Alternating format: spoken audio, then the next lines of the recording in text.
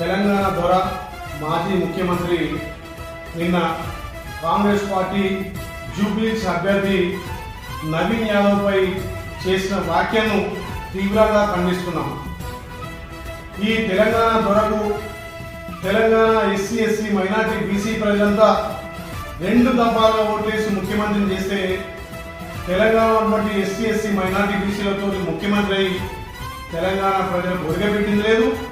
తెలంగాణను సర్వనాశనం చేసి ఒక దొరపాలన చేసినటువంటి కేసీఆర్కు తెలంగాణ ప్రజలు బుద్ధి చెప్పి ఫామ్ హౌస్లో కూర్చున్నా ఇంకా దొర అహంకారం తగ్గలేదు.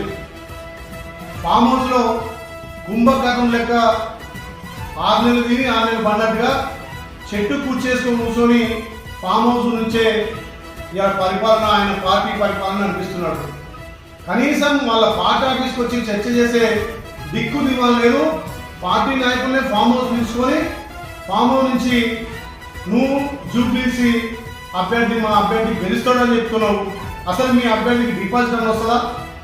ఒక బీసీ బిడ్డ యాదవ్ బిడ్డ నవీన్ యాదవ్కు కాంగ్రెస్ పార్టీ టికెట్ ఇస్తే ఇలా జూబ్లీహిల్స్ ప్రజలంతా కూడా బ్రహ్మరథం బట్టి సుమారు 70-80 వేల తోటి గెలిపిస్తామని చెప్పి జేజేలు పలుకుతుంటే మా నవీన్ యాదవ్ మా అభ్యర్థిని రౌడీ షీటర్ అంటున్నాం.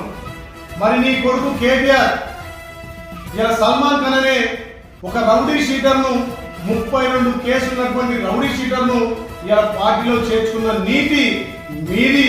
ఇలా మా అభ్యర్థి మీద ఒక్క రౌడీ షీటర్ చూపించు.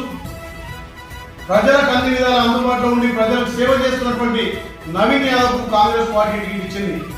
ఇలా తెలంగాణ బీసీ బిడ్డలను అగౌరవపరిచే విధంగా ఇలా వ్యాఖ్యలు చేసిన కేసీఆర్ కు బుద్ధి చెప్పాలి.